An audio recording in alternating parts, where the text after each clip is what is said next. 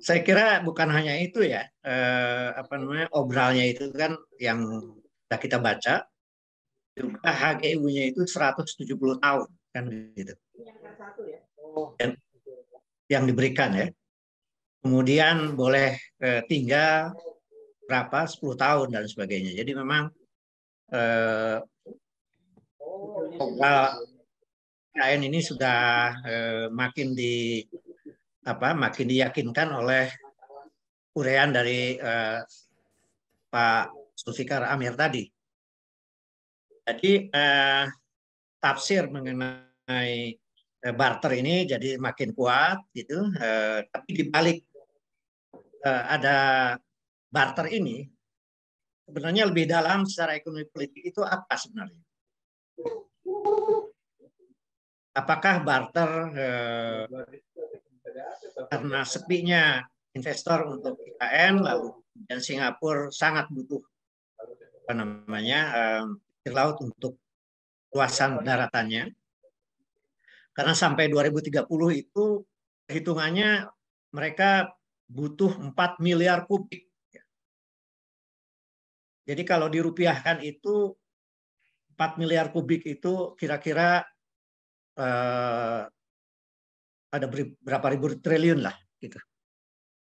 Kan ini bisnis yang sangat apa sangat sangat menggiurkan ya, terutama para pemburu rente yang saya sebut pemburu rente.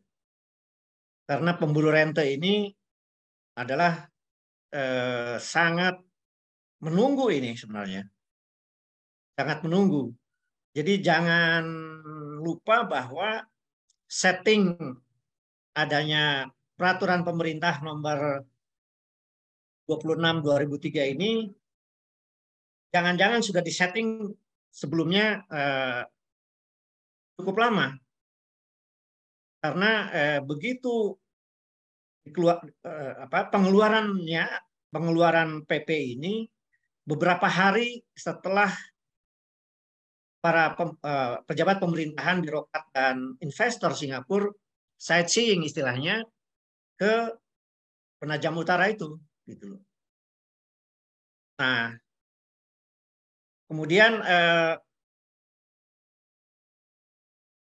yang harus kita analisis adalah sepinya IKN, kemudian dibukanya kembali dibolehkannya ekspor pasir laut, yang jelas itu sangat menguntungkan Singapura dalam perspektif geoekonomi dan merupakan sebuah opportunity yang sangat luar biasa menguntungkannya bagi para pemburu rente untuk memperoleh supernormal profit dari ekspor pasir laut ini.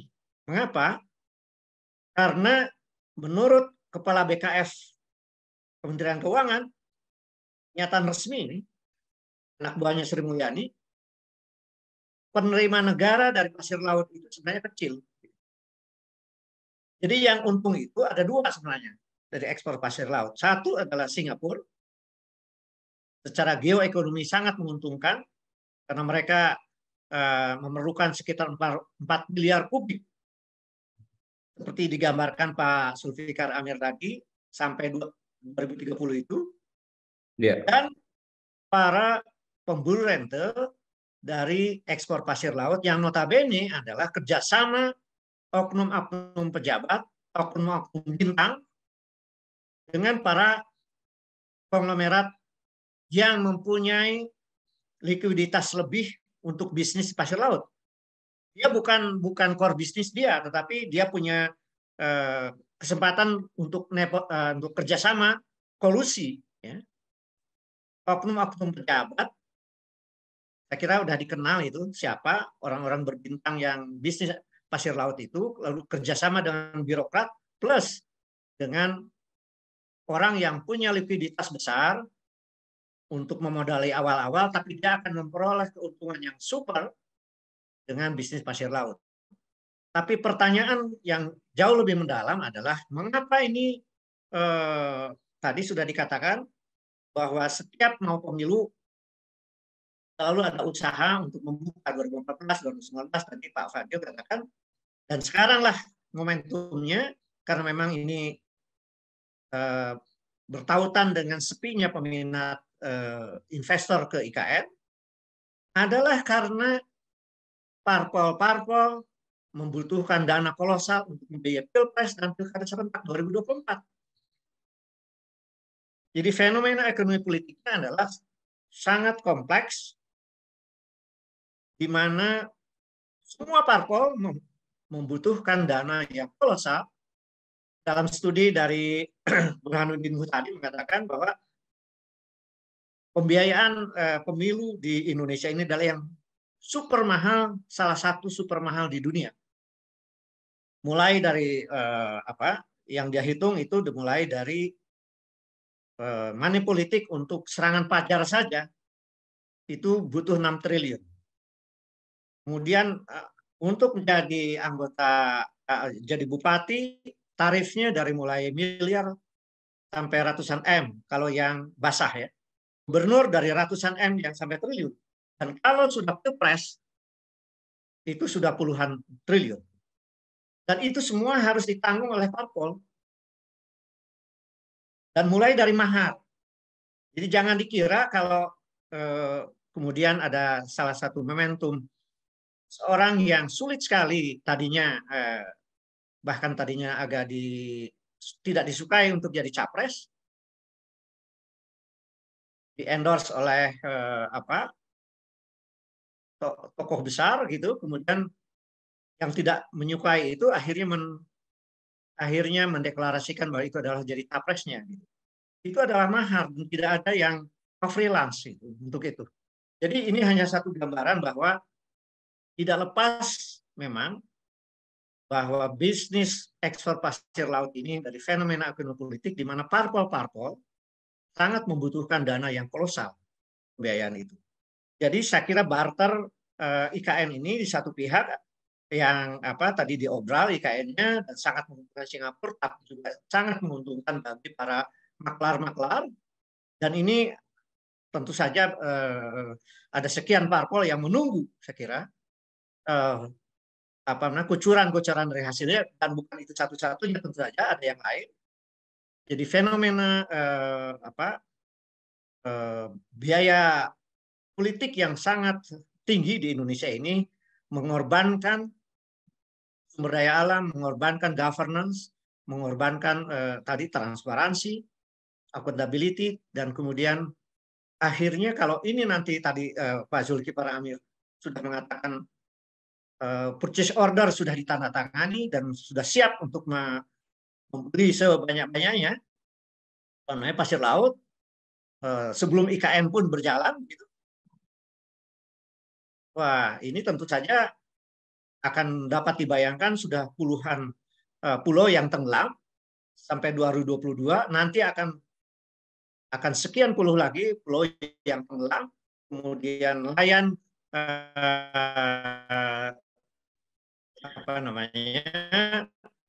sangat dirugikan tentu saja karena mata pencaharian mereka akan hilang, kemudian link terumbu karang akan rusak begitu, dan kemudian terjadi konflik sosial yang akan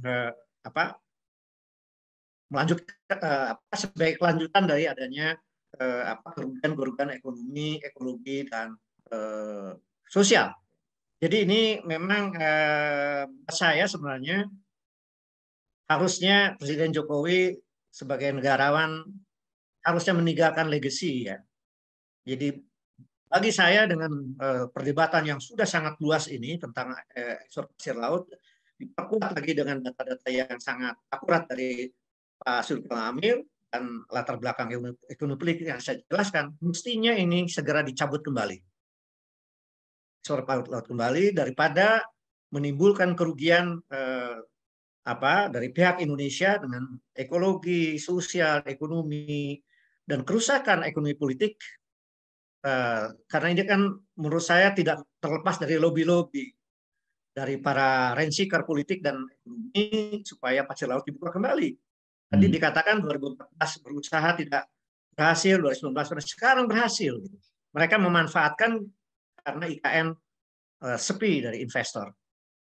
Itu saya kira untuk komen mengenai pasir laut. Apakah saya bisa lanjutkan mengenai komen BUMN Karya? Atau sampai di situ dulu? Presiden Jokowi dalam konferensi pers di Istana dia mengatakan bahwa justru karena menteri-menteri ini tidak kunjung selesai berdebat soal kepentingannya ego sektoral katanya begitu, maka saya mengambil langkah langsung dengan peraturan pemerintah ini. Itu dikatakan dan konferensi pers tanggapan dengan adanya PP nomor 23 2023 ini. Jadi Jokowi sendiri memang sudah menjelaskan seperti itu. Ini saya kebetulan kan membimbing disertasinya Ketua Komisi Bimbing Saudara Egy Sujana ya. Sebelum keluarnya Kepres dari Megawati itu. Saya jadi walaupun ini 20 tahun lebih, tadi malam saya berkomunikasi dengan Saudara Egy Sujana yang waktu itu lagi ngambil doktor, sekarang dia udah profesor ya, bidang hukum lingkungan. Kemudian saya masih ingat itu Egy Sujana itu sampai menghitung konversi kerugian Indonesia pada tahun, bayangkan itu kira-kira 20 tahun yang lalu, kerugian Indonesia akibat dari kerusakan lingkungan, hilangnya mata pencaharian nelayan dan lain-lain, itu ternyata kalau dirupiahkan pada saat itu, yang kursnya ya kira-kira lagi 1.200 adalah 273,28 triliun atau 42,38 billion US dollar kerugian Indonesia kalau dikonversi keseluruhan kerugian Indonesia. Jadi disertasi Saudara Egy juga sebenarnya berkontribusi mempertimbangkan keputusan Megawati sebagai presiden untuk mengeluarkan Kepres nomor yang tahun 2022 itu yang ditindaklanjuti oleh Kementerian Perindustrian gitu. Ya. Nah, itu konteksnya ya. Jadi itu konteksnya. Sekarang Presiden Jokowi sebagai petugas partai yang menjadi presiden sekarang mencabutnya satu adalah Kepres, satu adalah keputusan Menteri Perindustrian yang melarang ekspor itu dan karena pertimbangan kerugian Indonesia itu.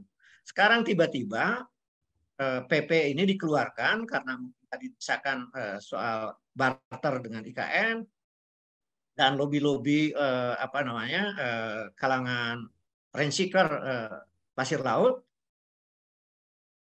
yang itu ada hubungannya dengan biaya partai kalau menurut saya yang sangat besar sehingga ini apapun dilakukan jadinya dengan kompleksitas tadi sehingga yang seharusnya seorang presiden yang sekarang ini adalah di endorse oleh PDIP tetapi membatalkan Kepres Megawati yang notabene Ketua Umum PDIP waktu itu pun dan sampai hari ini gitu.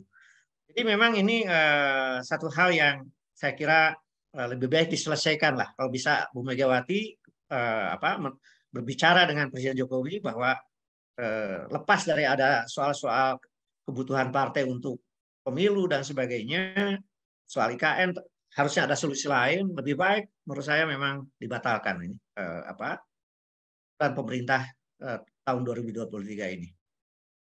Demikian sekarang. Baik, Prof. Terima kasih ya. Ini menarik sekali yang Prof sampaikan bahwa sebenarnya ini banyak sekali hal yang cukup aneh terkait mengenai pasir laut ini ya, Prof. Diputuskannya di levelnya Pak Menteri, artinya beban tanggung jawab mutlak itu ada di Presiden kalau begitu ceritanya ya, Prof ya. Artinya suatu saat nanti publik ingin memintai pertanggungjawaban, ya berarti kan ini the only responsibility is the Presiden gitu kan, Prof? Ya. Dan saya kira itu satu beban yang amat berat yang akan disandang oleh Pak Jokowi setelah Pak Jokowi tidak jadi presiden juga ya Prof ya. Ini saya sebetulnya sedikit tidak mengerti kok bisa ada pemimpin yang di masa sempitnya memerintah dia mengambil beban yang begitu berat, dan kita tahu bahwa kajian-kajian akademiknya itu sangat berpihak kepada pelarangan ekspor laut. Tetapi yang ini mengambil yang sebaliknya begitu.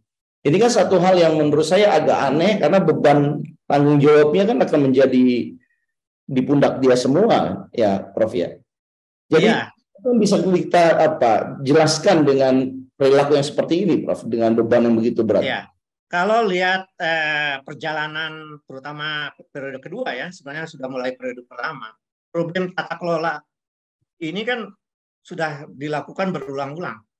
Bad governance ini sudah dilakukan berulang-ulang. Entah siapa yang meng-create-nya, sampai Omnibus Law, Undang-Undang Cipta Kerja dinyatakan inkonstitusional walaupun disebut bersyarat. Ini kan problem tata kelola yang buruk ya, dilakukan juga. Lalu Undang-Undang KPK yang merubah dari Komisi Negara yang Independen menjadi bagian dari eksekutif dengan dampaknya terhadap indeks korupsi yang merosot. Itu juga problem tata kelola. Jadi tidak heran kalau memang desakan-desakan dari para pihak ya agar dibuka kembali ekspor laut, kemudian dikaitkan dengan sepinya peminat IKN sebagai alasan gitu ya.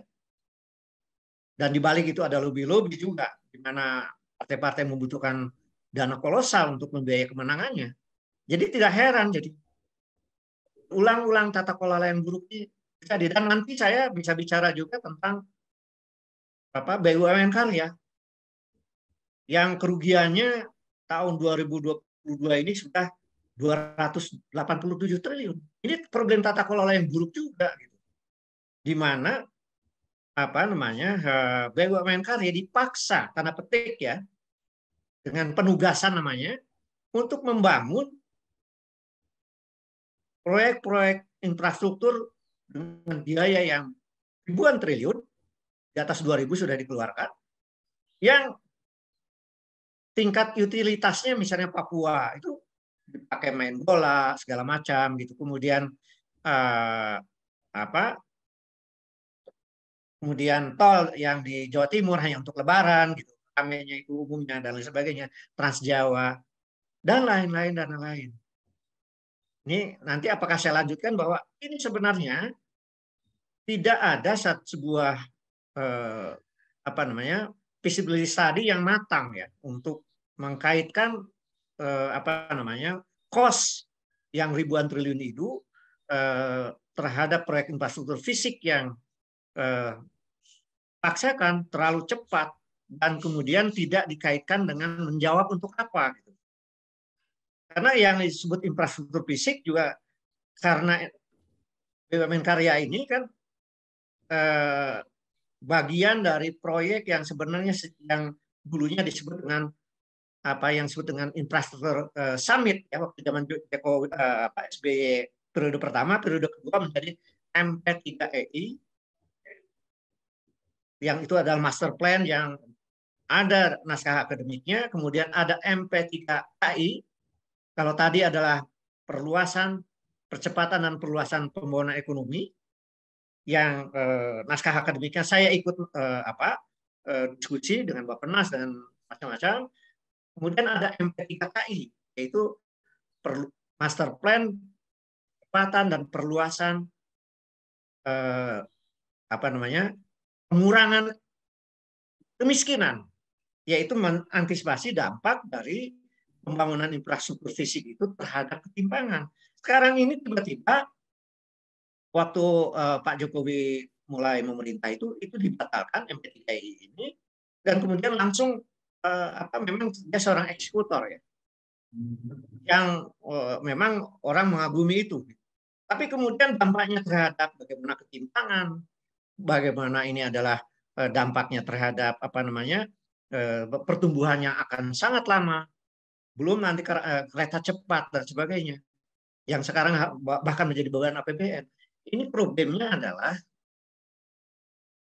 kita bukan tidak butuh eksekutor yang hebat, tetapi harusnya dia akan comply terhadap konstitusi dan master plan yang dipertanggungjawabkan. Bagaimana dampaknya terhadap pertumbuhan ekonomi, penyerapan kesempatan kerja dan ketimpangan gitu. Dan yang di mana MP3KI itu sudah diantisipasi sebenarnya. Tapi ini kan dibuang begitu saja. Jadi ada problem saya kira yang nanti ini masalah ya. Dampak terhadap beban fiskal karena dengan China di mana kita harus menanggung kereta cepat yang entah kapan itu balik modal.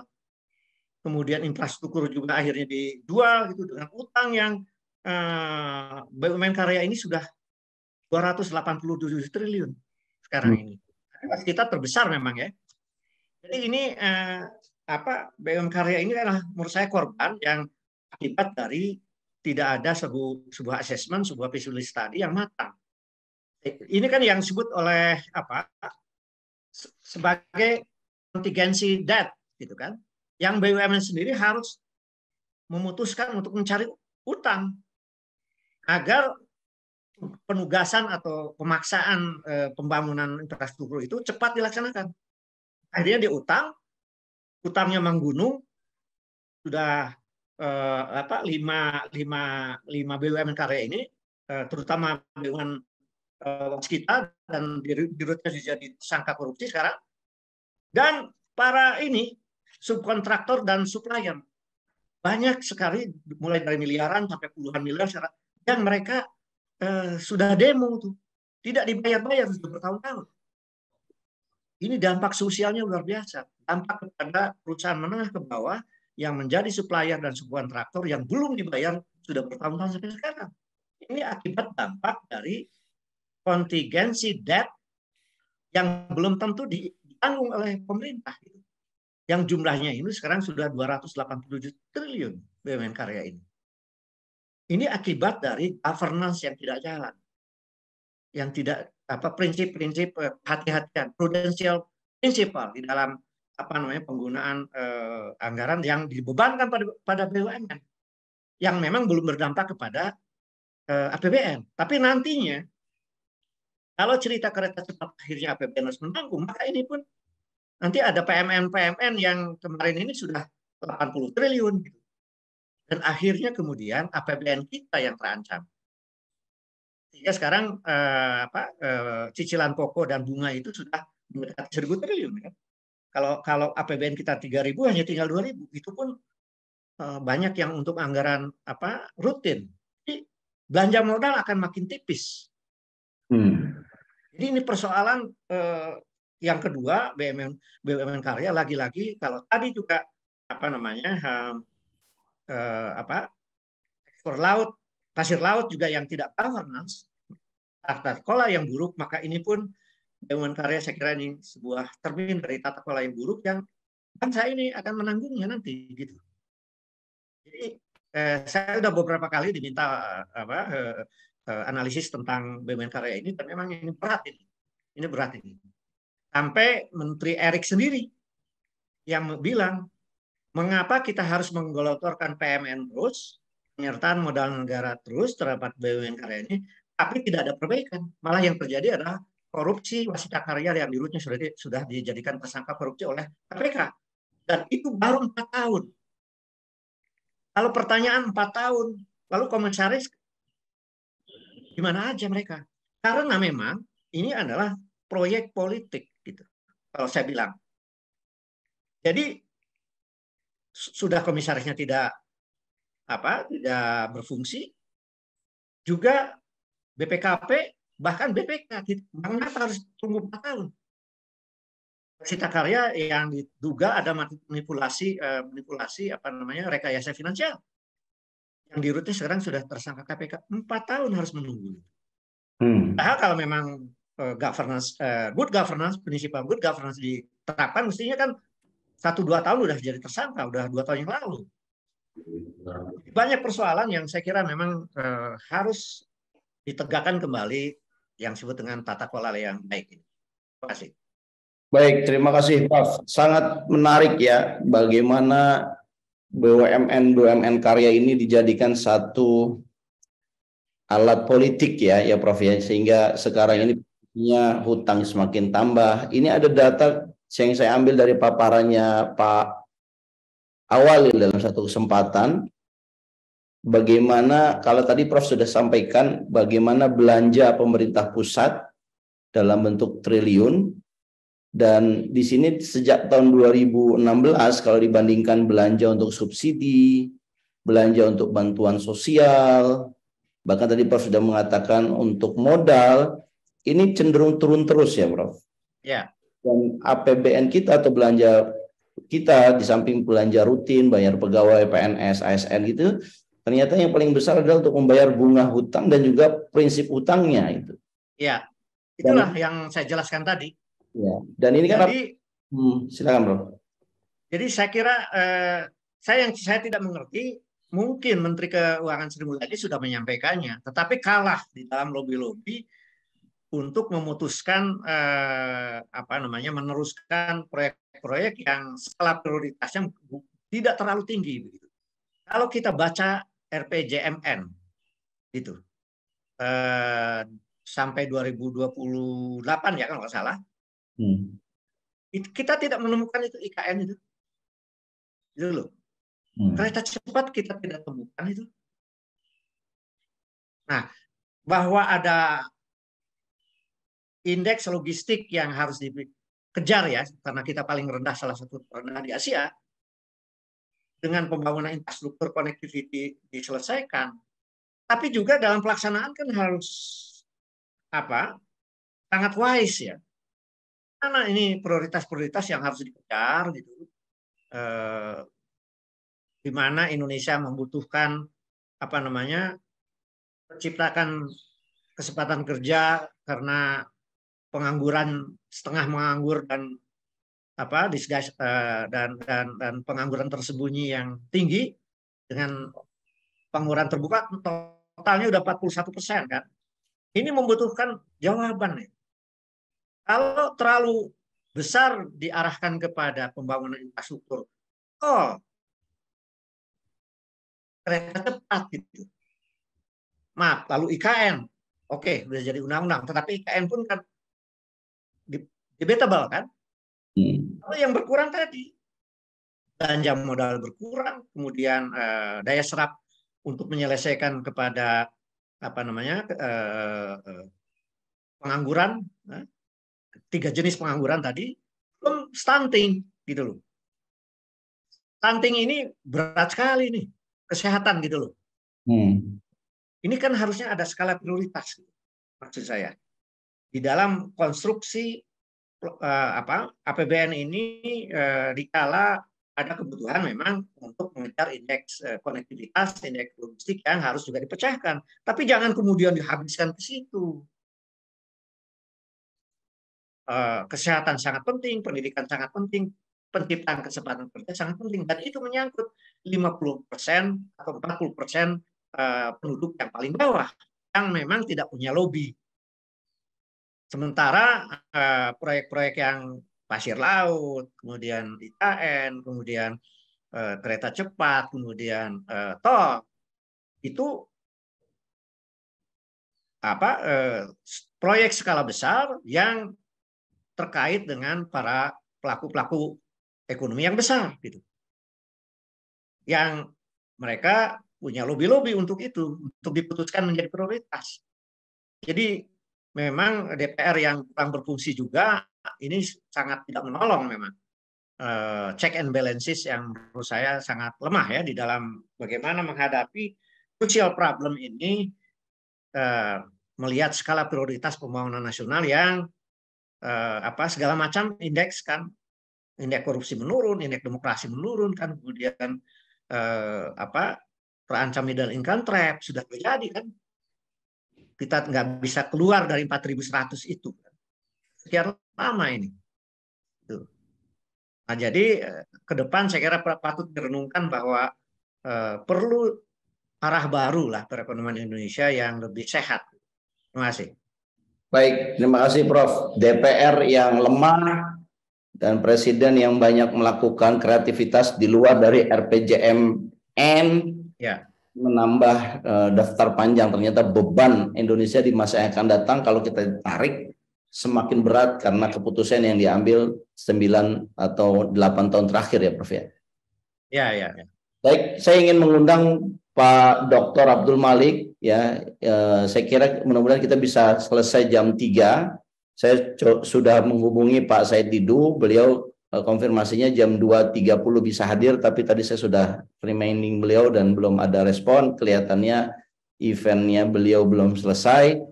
Jadi mungkin kita mau masuk tanggapan aja dari teman-teman yang hadir, mungkin dari Dr. Abdul Malik, juga dari Bang Safril Sofyan ya, bisa memberikan tanggapannya. Saya persilakan Pak Malik. Ya, Assalamualaikum. Saya masih monitor sambil di perjalanan ini. Tolong yang lain dulu aja. Baik, Ya, Pak Malik. Pak Safril Sofyan, silakan Pak Safril. Ini ada di chat ya, beliau cukup panjang juga menulis bahwa Pak Safril Sofyan mengatakan jual pasir untuk memperluas reklamasi daratan Singapura, juga memperluas laut mereka dari garis pantai. Jadi kerugiannya double buat Indonesia. Kemudian Jokowi bukan negarawan tetapi seorang pedagang. Ya. Juga di kolom chat yang lain ada Mas Yasmin. Bisakah dijelaskan bagaimana aturan terkait ekspor pasir ini dari sisi undang-undang lingkungan hidup dan lain sebagainya? Mungkinkah sebenarnya dianggap PP itu ya, mungkin pertanyaannya dari Pak Yasmin ya, Prof, dianggap melanggar konstitusi, melanggar undang-undang yang ada sehingga peraturan mengizinkan ekspor itu bisa cacat ya, demi hukum gitu ya, batal demi hukum. Dan sebenarnya kalau istilah melanggar konstitusi kan ada tulisannya Pak Denny, dan saya kira ini Denny Indrayana ya, membuat surat terbuka kepada DPR bahwa ini ada indikasi kuat Presiden melanggar konstitusi. Kalau ada tuduhan Presiden melanggar konstitusi, kan kalau DPR yang baik setidaknya kan apa betul tuduhan itu kemudian dicoba diteliti dan ditindaklanjuti ya Prof. Kalau seandainya benar memang ada satu pelanggaran, apalagi kaitannya dengan konstitusi, ini kan bisa berdampak signifikan. Tapi kalau ada dugaan melanggar konstitusi itu didiamkan, wah berarti ini sudah jadi satu indikasi memang demokrasi kita ini sudah tidak selamat ini Prof. Sudah masuk kepada single man rule atau otoriter. Silakan Prof. Din. Iya, saya kira ini chatnya Prof. Denny Indrayana ini sudah meluas ya. Saya kira bahwa dia menulis surat ke DPR bahwa menurut Denny ini harusnya ada impeachment, kan? Yang surat itu resmi saya lihat ke DPR. Tapi alon-alon aja itu hampir tidak ada respon sampai sekarang, sampai udah berapa hari ini. Ini saya kira saya mengingatkan juga kepada waktu kita melakukan satu GR ya ke MK mengenai Undang-Undang Omnibus Law. Gitu. Jadi kita mungkin berkontribusi juga sudah pada keputusan dari MK yang yang menyatakan bahwa Undang-Undang Cipta Kerja yang lama itu inkonstitusional walaupun disebutnya bersyarat. Tapi sampai 2 tahun itu kita tunggu setahun lebih perbaikan-perbaikan yang diminta MK kan tidak terjadi. Malahan muncul yang namanya Perpu Cipta Kerja. Dalam waktu yang sangat singkat DPR memuluskan kemudian menjadi Undang-Undang Cipta Kerja yang sekarang resmi. Jadi saya kira peristiwa surat Profesor Denny Indrayana ke DPR yang sampai hari ini belum ada tanggapan, itu mirip dengan Perpu yang begitu cepat disetujui, yang sebenarnya DPR harusnya kan mempersoalkan dulu mengapa pemerintah yang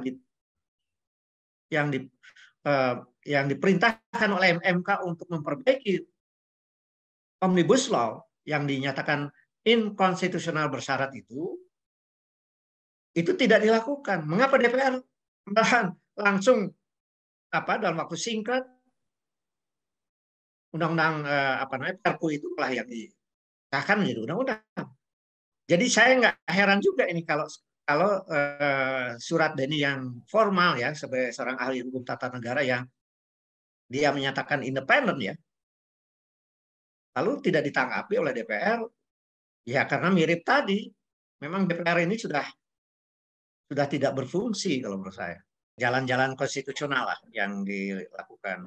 People power itu sudah berapa kali terjadi di dunia ini, di Indonesia juga tahun 98 banyak free rider. Jadi tidak selalu sebuah people power menghasilkan perubahan yang kemudian rakyat yang diuntungkan. Ini debatable ya silahkan kita diskusikan. Tapi buat saya lebih baik kita desak Jokowi untuk mencabut kembali ya PP nomor 26 ya. 26 ya. Nomor berapa? 26 2023 ini kemudian dipastikan bahwa pemilu berjalan Pilpres berjalan 2024 dan calon presiden yang notabene pilihan rakyat yang direpresentasikan parpol yang ada tidak seorang pun termasuk presiden yang sedang berkuasa sekarang untuk menghentikan salah satu capres yang dikehendaki oleh parpol tertentu. Ini saya kira kalau memang akhirnya upaya penjagalan salah satu capres ini yang sulit dibendung adalah kemarahan rakyat saya kira. Nah kalau itu ya kita sebagai kaum intelektual sudah berusaha agar tetap jalan yang konstitusional.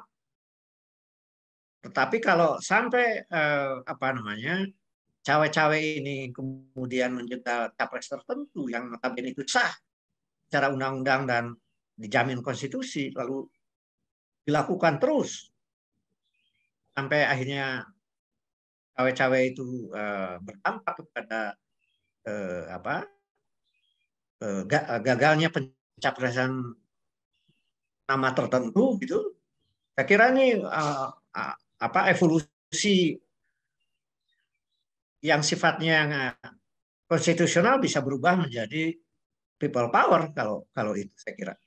Jadi lebih baik saya kira Presiden Jokowi memilih legasi yang lebih elegan terhadap bangsa ini dengan menyilahkan capres yang dikehendaki oleh rakyat yang direpresentasikan oleh yang ada sekarang gitu.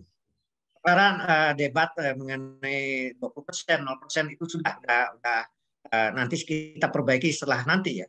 Tapi bahwa yang sekarang ini capres tertentu dijegal, saya kira ini satu pelanggaran konstitusi ya. Pelanggaran konstitusi di mana hak capres tertentu memang ada istilah Denny itu kan ada panggung depan dan panggung belakang. Panggung depannya seolah-olah pemilu dijamin lancar 2024, tidak ada penjagalan macam-macam. Tapi pada prakteknya banyak sekali bukti bahwa memang ini upaya penjagalan ini terus dilakukan. Nah, kalau katanya kan begitu, penjagalan ini juga berhasil ya menskenario hanya yang ada. Saya kira ini kecelakaan sejarah ya yang akan harus ditanggung oleh Presiden Jokowi. Apalagi kemudian tercipta sebuah keadaan lalu kemudian dibuat alasan dan MK mengesahkan penundaan pemilu atau perpanjangan 3 periode. Ini saya kira kecelakaan sejarah yang tidak bisa dimaafkan oleh rakyat. Baik. Ya, jadi pendeknya bahwa kehadiran Pak Zulfikar Amir ya itu memperkuat selama ini dugaan akademis ya bahwa munculnya peraturan pemerintah yang membuka kembali ekspor laut itu ternyata memang sangat kuat kaitannya dengan ambisi Singapura untuk memperluas daratannya di satu pihak, tapi kebutuhan Presiden Jokowi dengan pemerintah tentu saja dengan Pak LDP ada di situ karena beliau adalah ketua Satgas sekarang ini percepatan pemenuhan IKN yang ingin kemudian investor Singapura melakukan investasinya yang menurut Pak Zulfikar Amir itu belum tentu juga dijamin. Yang terjadi adalah sekarang ini begitu sudah ada PP, sekarang purchasing order sudah sangat cepat para pengusaha Singapura untuk menggali pasir laut. Yang dikhawatirkan adalah kerusakan-kerusakan lingkungan hidup, kerusakan sosial, nelayan kehilangan pekerjaan dan masalah geoekonomi, bahkan bisa dengan geopolitik karena ini masalah perbatasan, masalah perluasan ZEE Singapura dan lain sebagainya. Ini adalah satu bentuk tata kelola yang buruk, bad governance. Gitu. Jadi lebih baik Presiden Jokowi mengambil satu legacy dengan menariknya kembali, membatalkan kembali PP ini, dan lebih baik dengan cara lain soal IKN itu. Apalagi kalau ini terkait dengan ekonomi politik di mana partai-partai ingin memperoleh dana gampang gitu, hot money untuk membiayai kemenangan pemilu. Itu sangat makin merusak ekosistem politik kita. Sementara BUMN karya yang sekarang ini berdarah-darah karena neracanya tahun 2022 ini sudah punya utang 5 BUMN karya ini 287 triliun 2022 dan akan bertambah terus. Kan sudah ada Dirut Waskita Karya menjadi tersangka korupsi yang diendus bahwa ditangkap gitu. Oleh karena itu, saya kira proyek-proyek infrastruktur yang feasibility study-nya tidak memadai ini lebih baik dievaluasi kembali dan prioritas pembangunan nasional lebih ditekankan kepada pengurangan stunting, kesehatan, pendidikan, dan kemudian penciptaan kesempatan kerja yang sangat luas. Dan mudah-mudahan ini kalau kurang diperhatikan oleh pemerintah sekarang, mudah-mudahan pemerintah yang terpilih 2024 lebih memenuhi aspirasi rakyat yang baik ini. Dan ini adalah comply menurut konstitusi menurut saya. Terima kasih.